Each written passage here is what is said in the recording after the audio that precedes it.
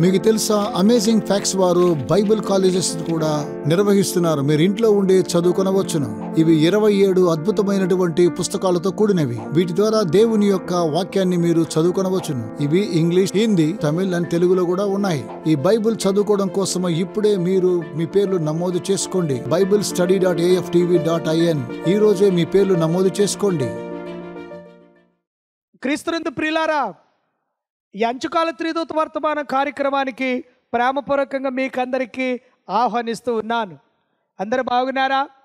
వారం వారము ఈ కార్యక్రమాన్ని మరి ఈ రీతిగా మీ ముందు నిలబడి మరి దేవుని యొక్క మాటలు చెప్పుటకు అల్పుడైన నన్ను దేవుడు ఈ అవకాశం ఇచ్చాడు. అవును, నాలో ఎలాంటి అర్హత లేకపోయినప్పుడు కూడా దేవుడు నన్ను ప్రేమించి మరి అనేకమైన నేను వెళ్ళని గ్రామాల్లో, పల్లెల్లో, పట్టణాల్లో, నేను వెళ్ళలేని అనేకమైన ప్రదేశాల్లో, రాష్ట్రాల్లో, దేశాల్లో, విదేశాల్లో కూడా మరి వాక్యమును చూచి మరి అనేక చోట్ల నుంచి ఫోన్లు చేస్తూ ఉన్నారు. వారి ప్రార్థన అవసరతలు, ఈ యొక్క విషయం కొరకు ప్రార్థన చేయండి అయ్యగారని మరి వారు మాకు ప్రార్థన అవసరతలు తెలియచేస్తూ ఉన్నారు. అందును బట్టి అందరి కొరకు మేము ప్రార్థన చేస్తున్నాం. మీరు మర్చిపోకుండా ఈ యొక్క పరిచర్య కొరకు మీరు ప్రార్థన చేయండి. అంతేకాదు ఈ యొక్క వర్తమానము చెప్పటమే కాదు, కానీ మా దగ్గర ఈ అమేజింగ్ ఫ్యాక్ట్స్ స్టడీ గైడ్స్ దాదాపుగా అవి ఇంగ్లీష్లో నుండి తెలుగులో 27 పుస్తకాలుగా తర్జుమా చేయబడి ఉంది. తెలుగు, అలాగనే హిందీ, అలాగనే కన్నడం, అలాగనే అనేకమైన భాషలో, తమిళ్, అలాగనే మరాఠీ, బెంగాలీ, అనేకమైన భాషల్లో దీన్ని తర్జుమా చేయటం జరిగింది. ప్రియమైన వారలారా, అవి ఆన్లైన్లో మీరు చదువుకోవచ్చు. లేదంటే దాని మీద ఉన్న అడ్రస్ని మీరు మరి తెప్పించుకొని ఒక పుస్తకం తర్వాత ఒక పుస్తకం, గైడ్ అంటే మీరు ఏదో పెద్ద గైడ్ పుస్తకం అనుకున్నారు. అది చాలా చిన్నది. 15 ప్రశ్నలు, జవాబులు, మరి దాని వెనకాల వివరణ, ఫొటోస్ ఉంటాయి. చాలా అద్భుతంగా ఉంటాయి. అవంతా చదవండి. మరి బైబిల్లో ఉన్నది ఉన్నట్టుగా దానిని ఎత్తి ప్రశ్నలతో జవాబుతో రాయబడి ఉంది కనుక తప్పకుండా మీరు మీ జీవితాల్లో, మీ ఆత్మీయ జీవితంలో ఎంతో దోహదపడుతుంది. ఆత్మీయ జీవితంలో ఎదగటానికి, సత్యంలో వెళ్ళటానికి, దేవుని దగ్గరికి చేరటానికి అవి ఎంతగానో ఉపయోగపడుతుంది. ఈ సమయంలో మరి యొక్క అంచుకాల త్రిదూత వర్తమాన కార్యక్రమంలో భాగంగా మనము సత్యముచే బంధ విముక్తి చెందబట్టు అనేక అంశ భాగములలో గడిచిన వారంలో దేవుడు అనేక విషయాలు మాట్లాడారు. ముందున్న వారంలో మాట్లాడినట్టుగా మనం ప్రార్థన చేద్దాం. కళ్ళు మూసుకొని తలలోంచండి. కృపామయుడా, మహోన్నతుడా, మీకు వందనాలు చెల్లిస్తూ ఉన్నాం. ఈ సమయమందు నాయన తండ్రి, త్రిదూత వర్తమాన కార్యక్రమం ద్వారా మీరు అనేకమైన వర్తమానాలు, భాగాలు మీరు మాకు అందిస్తూ ఉన్నారు. మీరు మాట్లాడుతూ ఉన్నారు. అల్పుణ్ణి, అయోగ్యుని ప్రభువా, జ్ఞానం లేని వాడిని, విద్య లేని వాడిని, తెలివి లేని వాడిని ప్రభువా, దేనికి పనికిరాని పెంట కుప్ప మీద పడి ఉన్న దీనుని, దరిద్రుడిని ప్రభువా, మీరు నన్ను ప్రేమించి నన్ను మీ బోరగా మీరు వాడుకొని మీరు మాట్లాడిస్తున్న అనేకమైన మాటలు బట్టి మీకు వందనాలు. మీ వర్తమానాన్ని బట్టి వందనాలు తండ్రి. ఎంతమంది బిడ్డల వాక్యం వింటూ ఉన్నారో వారందరినీ మీరు దీవించి ఆస్వాదించమని దైవా తండ్రి ప్రభువా, మరి ఎందరైతే అవసరత అక్కడ ఉన్న వారి బిడ్డలందరినీ కూడా మీరు కాచి కాపాడి వారికి కావాల్సిన ఈవులు దయచేయమని యేసయ్య నామములో ప్రార్థించి వేడుకుంటున్నాం తండ్రి. ఆమేన్. క్రీస్తునందు ప్రియులారా, యేసుక్రీస్తు వారు ఆయన ఈ లోకమునకు వచ్చి మరణించి, ఆయన మరణాన్ని జయించి పునరుద్ధానుడై ఆయన పరలోకములో దేవుని యొక్క కుడి పార్శ్వమున, సింహాసనం మీద కుడి పార్శ్వమున కూర్చొని ఉన్నాడు. ఆయన మన కొరకు పరలోకంలో విజ్ఞాపన చేస్తూ ఉన్నాడు. బైబిల్ యొక్క ప్రవచన కాలం ప్రకారంగా దానియేలు గ్రంథంలో చెప్పబడిన మరి 2300 దినముల యొక్క ప్రవచనాన్ని క్రీస్తు శకము 1844 నుంచి పరిశీలన తీర్పు ప్రారంభమైంది. దేవుని యొక్క పరలోకంలో ఆ పరిశీలన తీర్పులో ఇప్పుడు అందరం కూడా మనం ఉన్నాం. అవును, 1844లో ఒక భంగపాటు జరిగింది. ఆ రోజుల్లో మరి మిల్లర్ గారు మరి రెండో రాకడ గురించి మరి దానియేలు గ్రంథంలో చెప్పబడిన 2300 దినాల ప్రవచన సారంలో 1844తో ముగించబడుతున్నప్పుడు మరి దేవుని యొక్క ఆలయం గురించిన యొక్క పవిత్రత, పరిశుద్ధ జరుగునని చెప్తున్నప్పుడు అందరూ కూడా రెండో రాకడ ఇంకా వచ్చేస్తుంది అనుకున్నారు. కానీ అందరూ భంగపడిపోయారు. మళ్ళా ప్రవచనాన్ని చూసుకున్నారు. ఆయన పరలోకములో ఆయన యాజకుడై ఉండి, ప్రధాన యాజకుడై ఉండి ఆయన పరిశుద్ధ స్థలం నుంచి అతి పరిశుద్ధ స్థలంలోకి వెళ్ళి ఆ పరిశీలన తీర్పు ఎవరి పేరు జీవ గ్రంథంలో ఉందో, ఎవరు దేవుని యొక్క రాజ్యానికి వారసులో అర్హులో, ఎవరు కూడా ఆయన ప్రణాళికలో ఉన్నారో అవన్నీ కూడా దేవుడు పరిశీలన తీర్పు ప్రారంభమైంది. పరిశీలన తీర్పు ప్రారంభమై ముగింపైన తర్వాత రెండవ రాకడ వస్తుంది. దానికంటే ముందు ప్రియమైన వారలారా ఒక గొప్ప సంఘటన జరగబోతుంది. అదేంటంటే ఇప్పుడు మనం ఉన్నది కృపకాలంలో. ఆయన కృప విస్తరించి ఉంది. కృపను గురించి చాలామంది రచయితలు పాటలు రాస్తున్నారు, పాడుతున్నారు. మరి మంచిది, సంతోషము. కానీ ఆ కృప ఎండబోతుంది, ముగించబడబోతుంది. ప్రియమైన వారలారా ఆ కృప ముగించబడబోతుంది. ఎలాగా? బైబిల్లో మనం చూస్తున్నాం. మత్తయి సువార్త 24వ అధ్యాయంలో 37, 38 వచనాలు యేసు ప్రభువు వారు చెప్పాడు. ఏమని చెప్పాడంటే, నా రాకడ ఎలాగుంటుందో తెలుసా మీకు? నోవా దినములలో ఎలాగుండెనో అలాగే ఉండును. ఎలాగా? నోవా దినములలో ఎలాగుండెనో నా రాకడయు అలాగ ఉండునని యేసు ప్రభువు వారు చెప్తున్నాడు. నోవా దినములు ఎలాగుండెను? జనులు తినుచు, త్రాగుచు, పెండ్లు చేసుకునుచు, పెండ్లు ఇచ్చుచు, ఇల్లులు కడుతూ వారి సొంత కార్యకలాపాలను మునిగి తేలుతున్నారు. ఆ జలప్రలయం వచ్చి అందరినీ కొట్టుకొని పోయేంత వరకు జనులు ఎరగలేదు. ఇప్పుడు కూడా జనులు తినటానికి, త్రాగటానికి, అయ్యా రాత్రంతా రెస్టారెంట్లు, రాత్రంతా బార్లు, రాత్రంతా దాబాలు, రోడ్డు పక్కన వెళ్తుంటే దాబాలు ఉంటాయి. రాత్రంతా తినే పనే, రాత్రంతా తాగే పనే, పగలంతా తినే పనే, తాగేంత పనే. మనిషి తిండి కొరకు ఎన్ని వేల రూపాయలైనా ఖర్చు చేయటాన్ని లెక్క చేయట్లా. దేవుడు చెప్తున్నాడు, మీరు భోజనం చేసినా పానం చేసినా దేవుని మహిమ కొరకు చేయమని చెప్పాడు. ఎలాంటి ఆహారాన్ని తీసుకుంటున్నారు? బైబిల్ ఆహారం కాకుండా ఇప్పుడు తింటున్నంత ఆయిల్ ఫుడ్, మసాలా ఫుడ్ అంతా కూడా ఫాస్ట్ ఫుడ్, అంతా కూడా రెడీమేడ్ ఫుడ్ల మీద పడిపోయారు. కానీ దేవుడు చెప్పిన ఫుడ్ను మర్చిపోయారు. తద్వారా ఈ రోజున మనుషులకు కావలసిన వ్యాధి నిరోధక శక్తి లేక వచ్చే వైరస్లు, ఈ కరోనా కావచ్చు, ఇంకా వేరే వేరే వేరియంట్లు కావచ్చు, ఏది వచ్చినా కూడా అవి తట్టుకోవటానికి మన శరీరం దగ్గర ఏం లేదో వ్యాధి నిరోధక శక్తి, ఇమ్యూనిటీ పవర్ లేదు. తద్వారా ఆ వైరస్ రాగానే మన శరీరం ఉంటుంది, రారా నా దగ్గర రా అని పిలుస్తుంది. కానీ ఏం చేయాలా? వచ్చే వైరస్ను మనలో ఉన్న వ్యాధి నిరోధక శక్తి ఆ యొక్క వైరస్తో యుద్ధం చేయాలా, ఫైట్ చేయాలా, అది రానివ్వకుండా దాన్ని తరిమేయాలా. అప్పుడు నీకు ఏ వైరస్ నీకు ఏమి చేయదు, ఏ వైరస్ కూడా నీకు ఏమి చేయదు. చాలామంది గ్రామీణ ప్రాంతాల్లో ఈ కరోనా అంటేనే కూడా తెలియదు.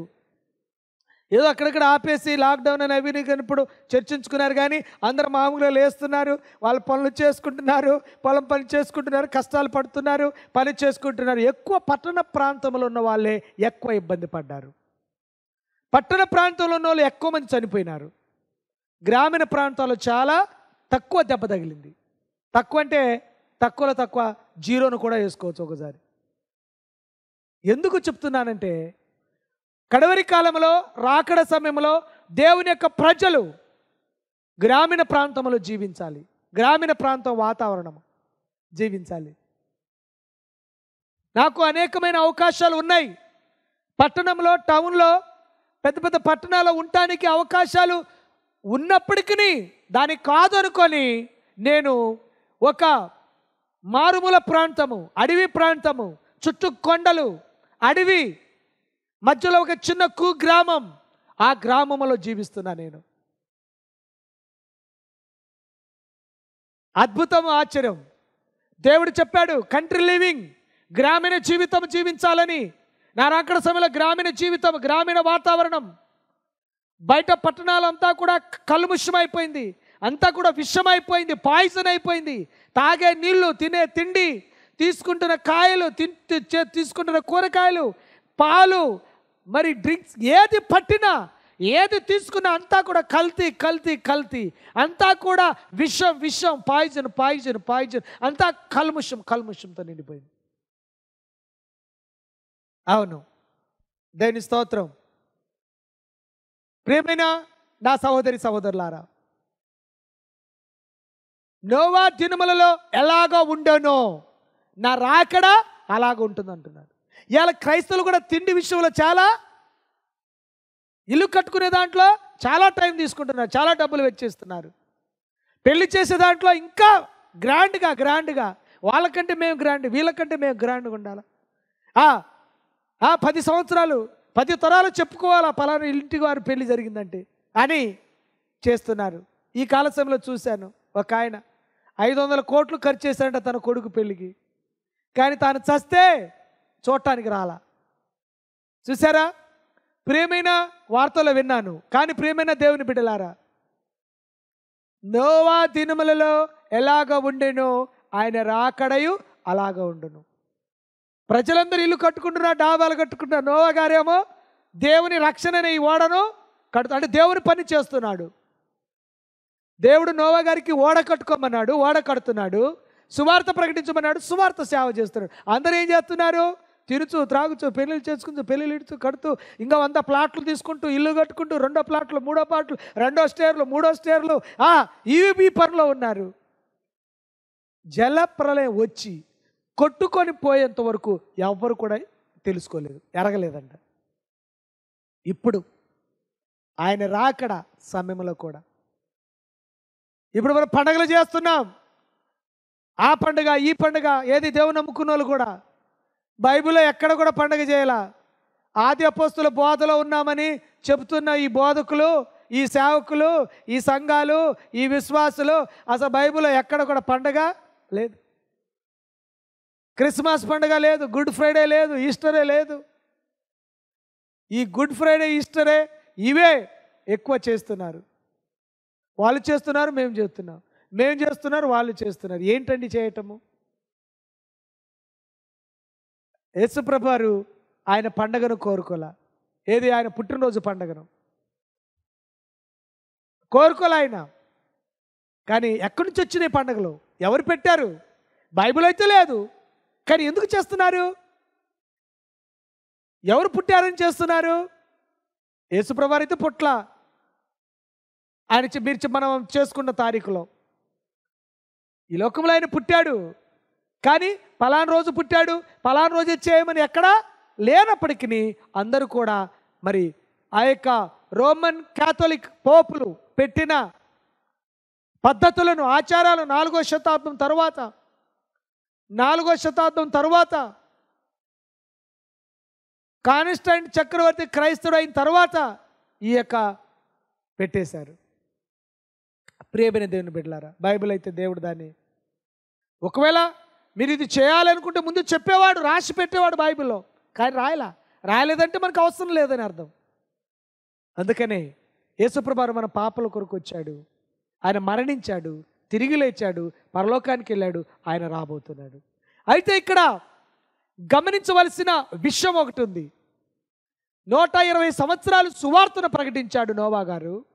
120 సంవత్సరాలు అయిపోయిన తర్వాత ఇంకా దేవుడు చెప్పాడు, ఇంక సువార్త అయిపోయింది, ఆపేసి ఓడలోకి వెళ్ళు. నోవా ఒక్క కుటుంబమే ఓడలోకి వెళ్ళారు, ఇంకా ఏ కుటుంబం రాలా. నోవా గారికి అన్నదమ్ములు చాలామంది ఉన్నారు, బంధువులు ఉన్నారు, బావగారులు అక్కబారులు ఉన్నారు, ఇంకా వాళ్ళకి అయినోళ్ళు ఉన్నారు, సజ్జనులు ఉన్నారు, గ్రామస్తులు ఉన్నారు, పరిచయమైన వాళ్ళు ఉన్నారు, స్నేహితులు ఉన్నారు. కానీ ఎవరు రాలా. ఓడలోకి వెళ్ళిన తర్వాత 7 రోజుల దాకా జలప్రళయం రాలా. అందరూ అనుకుంటున్నారు ఏంటి, నోవా గారేమో రోజు జలప్రళయం వస్తుంది, ఓడ కడుతున్నారు, రండి రండి అన్నాడు. మరి ఓడ వస్తుందని, జలప్రళయం వస్తుందని ఓడలోకి వెళ్ళిపోయాడు.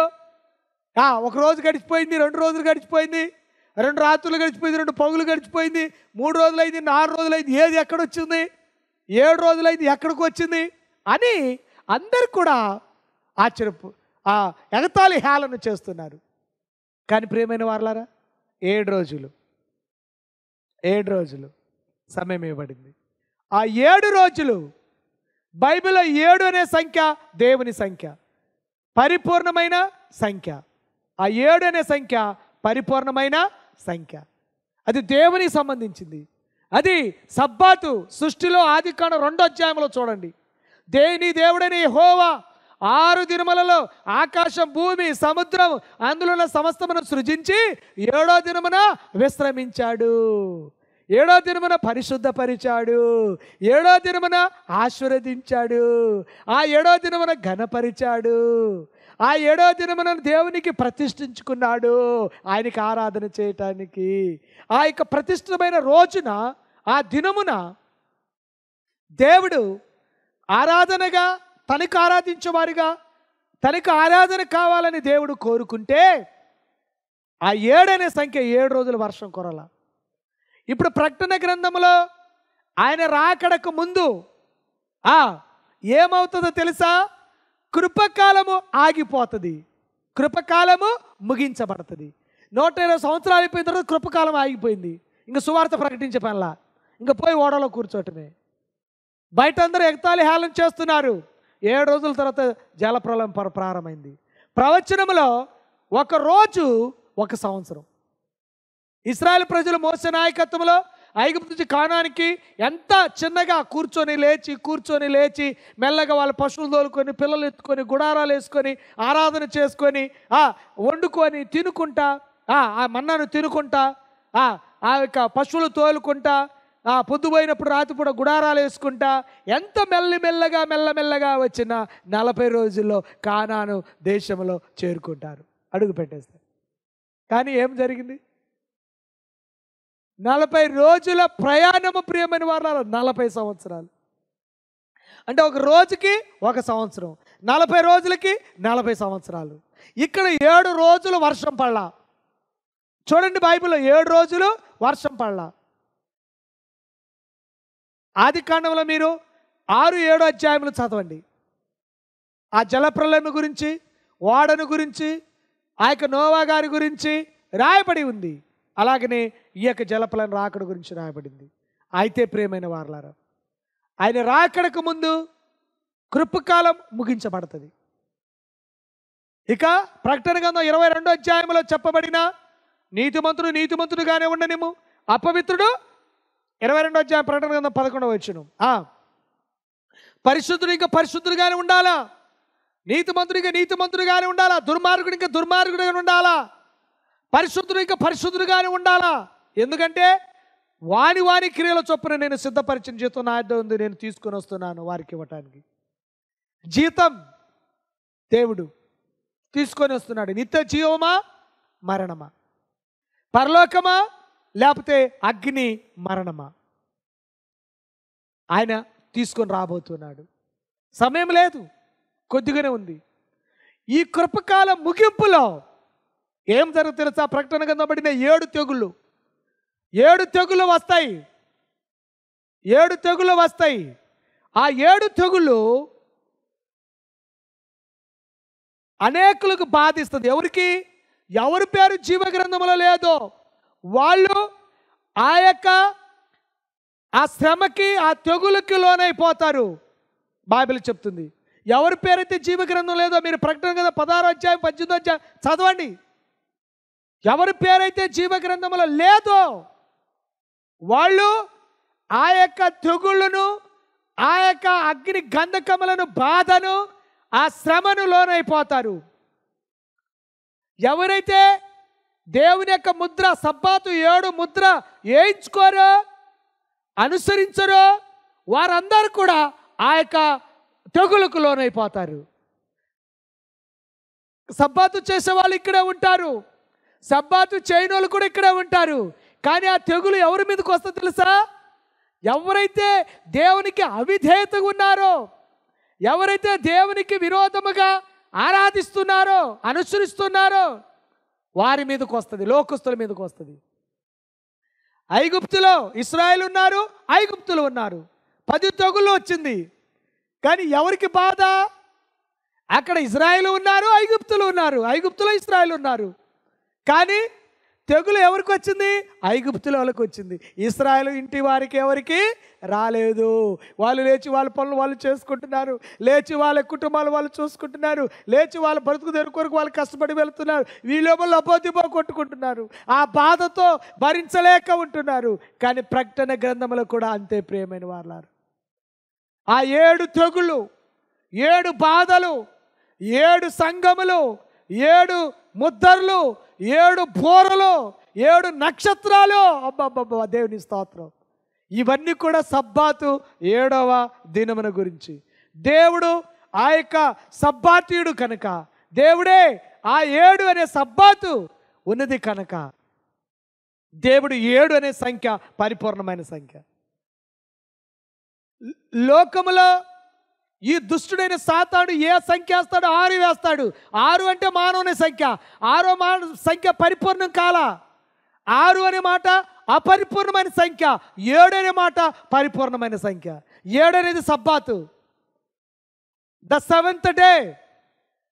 ఆ 7వ దినము సబ్బాతు కనుక ఎవరైతే దాన్ని ధరించుకుంటారో, ఎవరైతే దాన్ని అనుసరిస్తారో, ఎవరైతే దాన్ని పాటిస్తారో, ఎవరైతే దాన్ని ఆ ముద్రను పొందుకొని ఉంటారో, ఎవరైతే ఆ ముద్రను వేయించుకుంటారో, వేయించుకోవడం అంటే నిజంగా ఇక్కడ వేయించుకోవడం కాదు, అధికారాన్ని పొందటం అనమాట. ముద్ర అంటే అధికారం.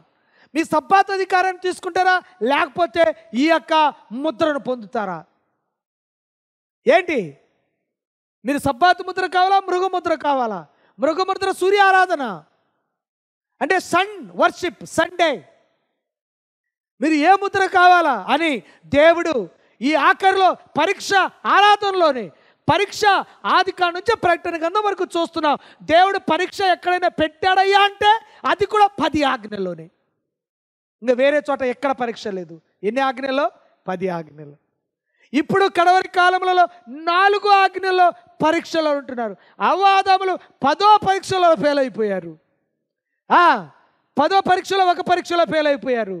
వాళ్ళ కొడుకైన హేబేలు, కయోను, 2 కొడుకులు ఉన్నారు. కయోనేమో హత్య చేసి ఆ నరహత్య చేయకూడదని 10 ఆజ్ఞలో ఒక ఆజ్ఞ ఉంటే ఆ పరీక్షలో ఫెయిల్ అయిపోయాడు. విగ్రహారాధన చేయటము తప్పు, పాపము అంటే యాకోబు యొక్క భార్య లాబాని ఇంటి కానుంచి ఏం తీసుకుని వచ్చిందో తెలుసా? ఆ యొక్క ఇంటి దేవతను తీసుకుని వచ్చింది, గృహ దేవతను తీసుకొని వచ్చింది. అది విగ్రహారాధన పాపమయ్యా అని ఆ 10 ఆజ్ఞలో ఒక ఆజ్ఞ ఉంటే ఆ పరీక్షలో ఫెయిల్ అయిపోయింది ఆమె. చూసారా ప్రియమైన వారులారా? ఇశ్రాయేలు ప్రజలు ఐగుప్తు నుంచి కానానుకు మీరు రావాలంటే నా విశ్రాంతిని మీరు ఆచరించాలా. మీకు పరలోకం నుంచి మన్నాని ఇస్తాను, బండల నుంచి నీళ్లు ఇస్తాను, పగులు మేఘస్తంభమై రాత్రి అగ్నిస్తంభాన్ని నడిపిస్తానంటే ఎంతమంది నడుపుతున్నారు తెలుసా? అందరూ కూడా దేవుని యొక్క ఆజ్ఞను ధిక్కరించారు. అందరూ, ఒక 2 మాత్రమే వెళ్ళారు. కొన్ని లక్షల మంది బయలుదేరారు. యుద్ధానికి పోయిన వాళ్ళే 6,03,550 మంది. సంఖ్యాకాండం 1వ అధ్యాయం చదవండి. యుద్ధానికి పోయిన వాళ్ళే 6,03,550 మంది, అంటే 6 లక్షల మంది పైన. ఇక్కడ ఇంటికి ఒకరు వెళ్ళారు, ఇంక ఇంట్లో ఎంత మిగిలారు? ఇప్పుడైతే కుటుంబ ఆపరేషన్ వచ్చేసింది, కుటుంబ నియంత్రణ ఆపరేషన్. అప్పుడు కుటుంబ నియంత్రణ ఆపరేషన్ లేదు, డజన్. ఇప్పటికి మా ఊర్లో ఒక్కొక్కరు డజన్ ఉన్నారు. ఒక ఇంట్లో 8 మంది మగపిల్లలు, 4 ఆడపిల్లలు, మళ్ళీ తల్లిదండ్రులు. తర్వాత ఈ యొక్క 10-20 సంవత్సరాల నుంచి కుటుంబ నియంత్రణ ఆపరేషన్ గ్రామాలకు కూడా వచ్చేసి అంతా కూడా 1/2 డజన్. మేము 1/2 డజన్ మనుషులు. మేము 3 అన్నదమ్ములు, 3 అక్కా చెల్లెలు. తర్వాత నా టైం వచ్చేసరికి నాకు ఇప్పుడు 3 అంటే 1/4 డజన్లోకి వచ్చేసాం. ఇంకా ఇప్పుడు 2 ఒకరిలోనే ఆపరేషన్ చేయించుకుంటున్నారు. కానీ ఆ రోజులు ఆపరేషన్ లేదు ప్రియమైన వారులారా. అప్పుడు ఇంటికి ఒకరు పోయినా ఇంట్లో సుమారు 1/2 డజన్ వేసుకున్నా ఇంకా 5 30 లక్షల మంది జనం ఉన్నారు. వీళ్ళు ఒక 6 లక్షల మంది, 36 లక్షల మంది. అంటే దాదాపుగా, అంటే లెక్క కరెక్ట్గా లేదండి, ఉదాహరణకు చెప్తున్నా నేను. కరెక్ట్ సంఖ్య కాదు ఇది. కొన్ని లక్షల మంది. ఇంట్లో నేను 6 లెక్క పెడుతుంటే 36 లక్షల మంది వచ్చారు. ఇంకా 7, 8 మంది, 10 మంది, 12 మంది అయితే ఎంతమంది? ఎన్ని లక్షలు? ఆకాశ నక్షత్రాల జనాలు వస్తే వాగ్దాన దేశంలో 2 వెళ్ళారు. నూను కుమారుడైన యోషువ, యెఫున్నె కుమారుడైన కాలేబు ఇద్దరే. అందరు రాలిపోయారు, జారిపోయారు. ఎందుకు ప్రభా వీళ్ళు ఇంతమంది? మయా నువ్వు ఆకాశం నుంచి మన్నానిచ్చి, నీళ్ళనిచ్చి, బండ వచ్చి నీళ్ళనిచ్చి, వీళ్ళు పగులు మేఘస్తంభమై, రాత్రి అగ్నిస్తంభమై కాచి కాపాడి, ఎర్ర సముద్రం దాటించి 2 పాయలుగా చేసి వీళ్ళని పోషిస్తే ఎందుకు ప్రభా వీళ్ళందరూ ఏమైపోయారంటే, దేవుడు చెబుతాడు, వీరు నా ధర్మశాస్త్రాన్ని, నా ఆజ్ఞను, నా విశ్రాంతి దినాన్ని తృణీకరించారు, వీళ్ళు అపవిత్రపరిచారు. అందుకని అరణ్యంలో నా రౌద్ర అగ్ని వారి మీదకు వచ్చి వారందరినీ సమూలముగా నిర్మూలన చేయబడింది. బైబిల్ అయితే చెప్తుంది, ఐగుప్తు నుంచి బయలుదేరిన విశ్వాసుల్లో అనేకులు ఏం చేశారు తెలుసా? దేవునికి విధేయత కాకపోవటం వల్ల అరణ్యంలో రాలిపోయారు, కాలిపోయారని గ్రంథస్థంలో మరి పౌలు కొరింథీ సంఘానికి రాస్తూ చెప్తున్నాడు 10వ అధ్యాయంలో. కనుక ప్రియమైన దేవుని బిడ్డలారా, ఆయన వాక్యం వింటూ నీవు నేను మనం నశించిపోకూడదు దేవుడు కోరుకుంటున్నాడు. ఆయన పరలోక రాజ్యంలో ఉండాలని కోరుకుంటున్నాడు. బైబిల్ ఆరాధనలో ఉండాలని కోరుకుంటున్నాడు. ఆ పరలోకంలో కూడా సబ్బాతు 7వ దినాన్ని ఆరాధన చేస్తారు. అక్కడ ఆదివారం చేయరు. పరలోకంలో ఆదివారం చేయరు, సబ్బాతు రోజునే చేస్తారు. యెషయా గ్రంథం 66వ అధ్యాయం చదవండి ఇంటికి ఆడిపోయిన తర్వాత. నేను సృజించిపోయి కొత్త ఆకాశం కొత్త భూమిలో ప్రతి విశ్రాంతి దినాన్ని వస్తారు, ప్రతి అమావాస్య దిన ప్రతి విశ్రాంతి దిన ఆరాధన చేయడానికి వస్తారని ఉంది. కనుక మరి ఇక్కడ నువ్వు సబ్బాతు చేయకపోతే అక్కడ పోతావా? పోవు. కనుక సబ్బాతు ఆరాధనలో పాల్గొని దేవుని యొక్క ఆశీర్వాదాలు పొందాలని దేవుడు పేరట సేవకుడుగా, మీ సహోదరుడిగా, మీ సేవకుడిగా మీకు బతిమలాడుచున్నాను. బైబిల్ చెప్పిన ఆరాధన చేద్దాం, ఆజ్ఞలో ఉందాం, దేవుని యొక్క సన్నిధిలో సాగిపోదాం. దేవుడు మిమ్మల్ని అందరినీ దీవించి మనందరినీ ఆశీర్వదించునుగాక. ప్రార్థన చేసుకుందాం. కళ్ళు మూసుకొని తలంచండి. ప్రార్థన. ప్రేమగల తండ్రి, పరిశుద్ధుని మా ప్రభువా, మీకు వందనాలయ్యా. ఈ కడవరి కాలంలో, చివరి కాలంలో జీవిస్తున్న మేము మీ సత్య మార్గంలో, మీ సన్మార్గంలో, మీ బైబిల్ బోధలో మేము ఉంటాని మీ కృప దయచేయండి ఆయన. సాతానుడు నాయన అనేకులను చంపాలా, కొట్టాలని, లేకుండా చేయాలని ఎన్నో ప్రయత్నాలు చేశాడు తండ్రి. కానీ ప్రభా మీరైతే యేసయ్యా మీరు లోకాన్ని, పాపాన్ని, మరణాన్ని జయించున్నారు నాయన. అలాగనే మేము జయించాలంటే ఈ లోకాన్ని, పాపాన్ని, ఆజ్ఞలు పాటించాలంటే మా శక్తి చాలదు, కానీ మీ పరిశుద్ధాత్మ శక్తి చేత మమ్మల్ని అట్టి కృప దయచేయమని, మీ రెండో రాకడ వచ్చినప్పుడు రాకడ సిద్ధపడే భాగ్యం దయచేయమని, మా పేర్లు మీ జీవ గ్రంథంలో రాయమని, మా పాపదోషములను మీరు కడిగి పరిశుద్ధపరచమని. ఈ వాక్యం ఎంతమంది బిడ్డలు విన్నారో వారి కుటుంబాలలో వారి రక్షణ భాగ్యం దయచేయండి, వారి అవసరాలు తీర్చండి, వారి వాది బాధలు తీసివేయండి, వారికి కావాల్సిన ఈవులు మీరు దయచేయమని. షూటింగ్, ఎడిటింగ్, టెలికాస్ట్ చేస్తున్న బిడ్డలు, దాతలను మీరు దీవించమని యేసునామములో వేడుకుంటున్నాం తండ్రి. ఆమేన్, ఆమేన్. అందరికి వందనాలు. ఇదే కార్యక్రమం మీద మళ్ళీ కలుసుకున్నంత వరకు పరిశుద్ధాత్మ దేవుడు మనకి తోడై నడిపించబడిన గాక. ఆమేన్.